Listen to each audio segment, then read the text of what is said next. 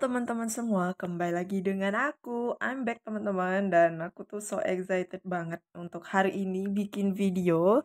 Kenapa? Karena ebook P3K Bidan 2023 yang kalian tunggu-tunggu udah selesai teman-teman. Dan di video kali ini aku bakalan spill apa-apa aja soal yang di dalam ebook terbaru tersebut teman-teman. Nah, ini tuh ada 5 soal ya di dalam ebook tersebut dan aku bakalan spill soal-soal ini kepada kalian semua ya yang udah penasaran banget, yang udah nggak sabar banget beli teman-teman. Bentar ya, kita bakalan kupas-kupas dulu soal-soal dari ebook terbaru aku ini. Nah, tapi sebelum ke videonya, jangan lupa di like, comment, subscribe, dan dinyalakan lonceng notifikasinya supaya kalian nggak ketinggalan video terbaru dari aku. Oke teman-teman, nah ini dia soal nomor 1. Kita langsung aja baca bareng-bareng. Apakah tindakan selanjutnya pada kasus tersebut? Oke, kita lihat dulu apakah case-nya ini. Oke, seorang perempuan usia 24 tahun P2A0 datang ke PMB dengan keluhan nyeri perut. Hasil anamnesis, aseptor AKDR, menstruasi banyak. Hasil pemeriksaan tekanan darah 100/70, nadi 84, suhu 36,2, pernapasan 24. Benang tidak terlihat dan tidak ditemukan AKDR saat dilakukan sonde. Nah, tindakan selanjutnya yang dilakukan oleh bidan adalah, oke teman-teman, berdasarkan laporan dari FR tahun lalu dari teman-teman kita yang udah ujian teman-teman, itu kebanyakan soal tentang kompetensi teknisnya itu bagaimana asuhannya, kemudian tindakan awal, kemudian tindakan segera, tindakan selanjutnya, seperti itu kebanyakan yang ditanyakan di soal P3K-nya teman-teman. Nah, jadi aku bikin semirip mungkin dengan FR-nya ya teman-teman. Nah, ini dia. Di sini kita lihat dulu, dia datang ke PMB ya, yaitu praktek bidan. Nah, di mana bidan tuh hanya bisa menolong yang normal-normal aja, yang patologi nggak bisa ya, harus kita rujuk. Nah, di sini udah terlihat patologis teman-teman, yaitu apa? Aseptor AKDR, kemudian dia mengeluhkan menstruasi banyak dan nyeri perut, tetapi saat diperiksa AKDR-nya itu benang tidak terlihat dan tidak ditemukan AKDR saat dilakukan sonde. Nah, itu sebenarnya bukan kewenangan kita lagi. Jadi kita harus apa teman-teman tindakan selanjutnya? Ya, kita harus rujuk ke rumah sakit ya teman-teman. Mungkin nanti di rumah sakit bisa di USG ya teman-teman, sedangkan di PMB itu nggak ada USG. Nah, jadi di sini soal nomor 1 jawaban paling tepat itu adalah yang A. Oke, lanjut ke soal nomor 2. Oke teman-teman, lanjut ke soal nomor 2. Nah, ini juga soal yang keluar tahun lalu, yaitu tentang dosis vitamin A untuk ibu nifas, kemudian untuk orang dewasa ya, untuk bayi, kayak seperti itu teman-teman. Nah, tapi kebanyakan yang bilang, yang lapor ke aku, dosis vitamin A untuk ibu nifas teman-teman. Jadi kalau misalnya kalian mau baca-baca untuk dewasa, anak-anak, ataupun bayi, juga boleh kalian googling aja teman-teman. Nah, di sini kita langsung aja ya baca ke soalnya, berapakah unit dosis keseluruhan yang diminum pada kasus tersebut. Oke, kita baca dulu case-nya. Seorang perempuan usia 32 tahun P2A0, nifas hari kedua di PMB dengan riwayat persalinan normal. Hasil anamnesis sudah BAK, bayi menyusu kuat.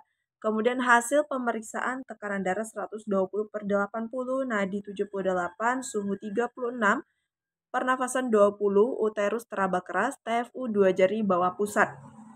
Kemudian lokea rubra. Rencananya ibu akan diberi vitamin A sebanyak 2 tablet yang akan diminum 1 tablet per harinya.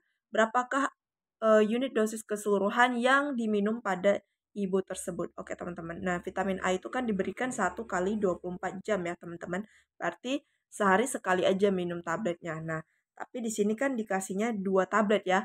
Nah, kita harus tahu dulu satu vitamin A yang merah itu untuk ibu nifas yang warna merah ya teman-teman, itu mengandung berapa unit teman-teman, yaitu 200 ya teman-teman, 200.000. Nah, di sini diberikan sebanyak 2, kita kalikan aja dengan 2, yaitu berapa? 400 ya teman-teman, 400.000 unit. Jadi di sini jawabannya adalah yang D teman-teman. Itu ya, gampang. Oke, kita lanjut next ke soal selanjutnya, yaitu soal tentang manajerial.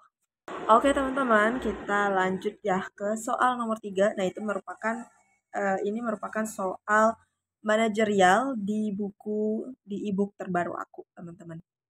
Oke, kita langsung aja ya baca ke soalnya, yaitu apa yang sebaiknya dilakukan Bambang. Oke, kita back ke pernyataannya. Bambang adalah penyuplai daging sapi untuk beberapa restoran di Kota Makassar. Bambang kesulitan memenuhi meningkatnya jumlah permintaan daging sapi karena sulitnya mencari pekerja yang terampil. Apa yang sebaiknya dilakukan oleh Bambang? Oke, teman-teman. Di sini permasalahannya adalah si Bambang ini adalah penyuplai daging. Tapi dia mengalami kesulitan karena apa? Meningkatnya jumlah permintaan daging sapi, teman-teman. Dan dia juga sulit mencari pekerja yang terampil kayak gitu. Nah, kira-kira apa yang harus dilakukan oleh Bambang? Kita baca dulu optionnya ya. A. Aktif membangun hubungan dengan siapa saja untuk mencari peluang-peluang kerjasama yang dapat meringankan beban usaha. B. Menerima bila ada tawaran kerjasama yang dapat membantunya meringankan permasalahan supply demand dalam usahanya. C. Aktif membangun hubungan dengan siapa saja sekaligus memperkuat hubungan yang telah ada menemukan peluang kerjasama. D. Mencari peluang-peluang kerjasama yang dapat membantu meringankan permasalahan usahanya ke pihak-pihak yang telah dikenal. Oke teman-teman, ini jawabannya tuh mirip-mirip semua ya. Tapi di antara yang mirip-mirip semua ini pasti ada yang lebih paling tepat ya, yaitu adalah kita harus toleransi kepada semua orang. Kemudian nggak boleh pilih-pilih suku, ras, segala macam ya teman-teman. Kemudian harus berelasi baik juga ya, berhubungan baik dengan eh, orang-orang yang kita kenal kayak gitu. Nah, di sini aku bakalan memilih jawaban yang paling tinggi, yaitu poin 4-nya adalah yang C, teman-teman. Yaitu aktif membangun hubungan dengan siapa saja sekaligus memperkuat hubungan yang telah ada, menemukan peluang kerjasama. Nah, semuanya itu sama ya, itu mencari peluang kerjasama, apalagi membantu meringankan masalahnya ya. Tetapi di antara keempat option ini, hanya yang memperkuat hubungan yang telah ada itu hanyalah yang C, teman-teman. Makanya aku kasih poin paling tinggi ya, selain dia menemukan peluang kerjasama dan juga menjalin hubungan dengan siapa saja, dia juga memperkuat hubungan yang telah ada. Makanya yang C ini aku jadikan poin tertinggi, teman-teman. Nah, untuk poin tiganya itu adalah yang A, teman-teman ya. Itu karena dia kurang lebih sama dengan yang C, cuman dia kurang ini nih, memperkuat hubungan yang telah ada. Kemudian poin 2. Poin 2-nya itu adalah yang B, teman-teman ya. Yang B, kemudian poin satunya adalah yang D. Nah, kalau yang D ini merasa kayak di apa ya? Hmm, dia maunya ke pihak-pihak yang telah dikenal aja, sama orang baru dia nggak mau berbaur, teman-teman. Jadi agak buruk kayak gitu. Nah, jadi soal nomor 3 itu poin tertingginya adalah yang 4. Yang C, teman-teman. Semoga bisa dimengerti ya. Nah, kita lanjut lagi ke soal selanjutnya, yaitu soal sosiokultural. Oke teman-teman, kita lanjut ke soal nomor 4 nih. Nah, ini dia soal sosiokultural yang ada di ebook terbaru aku. Oke, kita langsung aja ya baca ke pertanyaannya. Saat saya mengikuti seminar, sesekali saya membuka handphone untuk membalas pesan dan membuka sosial media untuk menghilangkan bosan dan kantuk. Setelah itu, saya akan kembali fokus untuk mendengarkan pembicara. Oke, kira-kira kalian apakah sangat sesuai ini pernyataannya dengan kalian, ataukah sesuai, ragu-ragu, tidak sesuai, atau sangat tidak sesuai? Nah, untuk sosiokultural ini teman-teman itu cukup mudah sekali ya menjawabnya, yaitu untuk mendapatkan poin tertinggi yaitu poin 5, kalian tinggal memilih A atau E, yaitu sangat sesuai atau sangat tidak sesuai kayak gitu, teman-teman.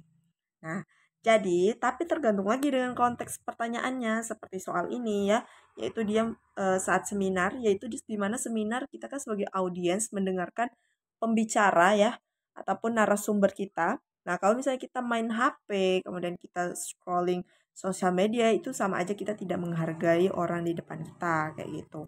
Nah, jadi kita nggak fokus mendengarkan pembicara tersebut ya, even untuk apa namanya, mau katakanlah untuk menghilangkan rasa kantuk atau bosan, jenuh segala macam biar fokus lagi, istilahnya zaman sekarang mood boosternya kayak gitu tuh sama aja teman-teman. Jadi yang paling tepat jawabannya adalah yang E, sangat tidak sesuai ya, karena tidak mendengarkan pembicara kayak gitu. Nah, jadi soal nomor 4 ini poin tertinggi itu adalah yang E. Poin terendahnya apa? Itu yang A, teman-teman. Nah, gitu aja kalau soal sosiokultural gampang banget. Oke, kita lanjut ke soal yang terakhir. Oke, teman-teman. Nah, ini dia soal yang terakhir. Ini merupakan soal wawancara dari e-book terbaru aku. Oke, jadi di sini aku spill-nya per item ya, yaitu teknis, manajerial, sosiokultural, dan juga wawancara biar kebagian semuanya. Oke, kita langsung aja ke pertanyaannya.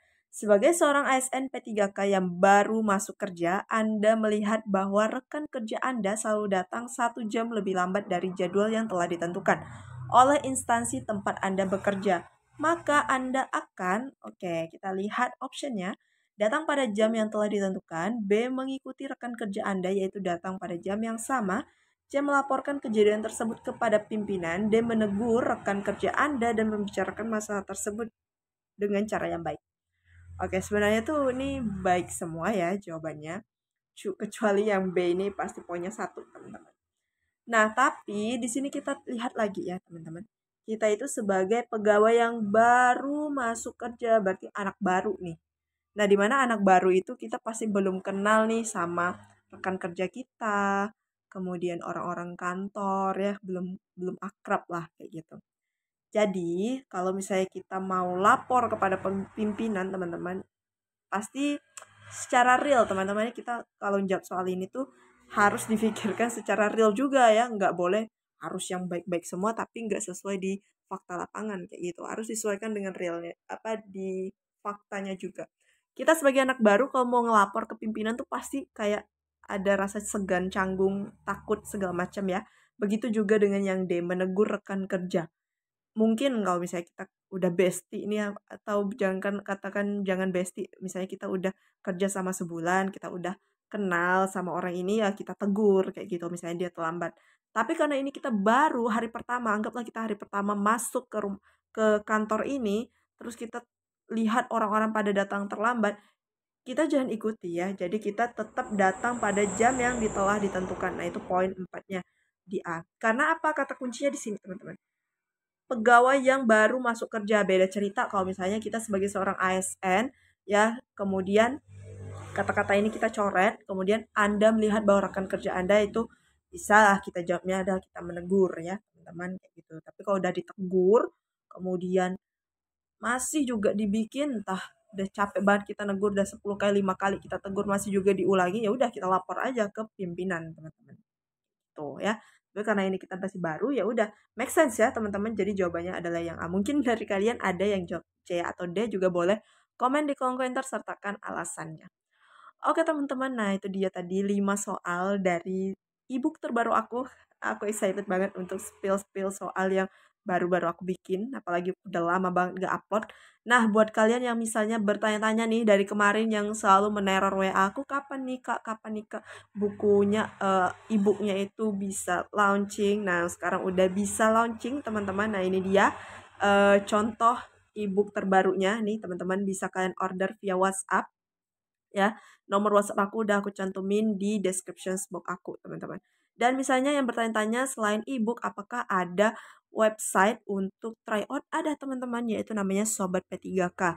Nah, kalian tinggal klik aja link yang udah aku cantumin di description box aku ya. Di situ lengkap banget try outnya seperti sistem CAT, udah ada sosial teknis, manajerial, sosial kultural, kemudian ada wawancara juga teman-teman, jadi lengkap banget dan juga pakai waktu. Jadi kalian bisa manage waktu nih sejak dini sebelum tes nanti ya, supaya yang kemarin belum rezekinya semoga lulus tahun ini dan jangan diulangi lagi, harus dipersiapkan dari sekarang teman-teman. Jangan mau ujian baru belajar ya.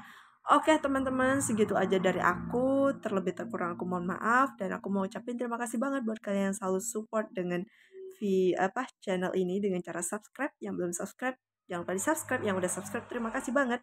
Dan jangan lupa di like, comment, subscribe dan nyalakan lonceng notifikasinya supaya kalian gak ketinggalan video terbaru dari aku. Dan ya, sekian aja dulu dari aku teman-teman. Kalau misalnya ada kata-kata salah ataupun terbelit-belit aku mohon maaf. Dan ya, see you next video. Bye bye.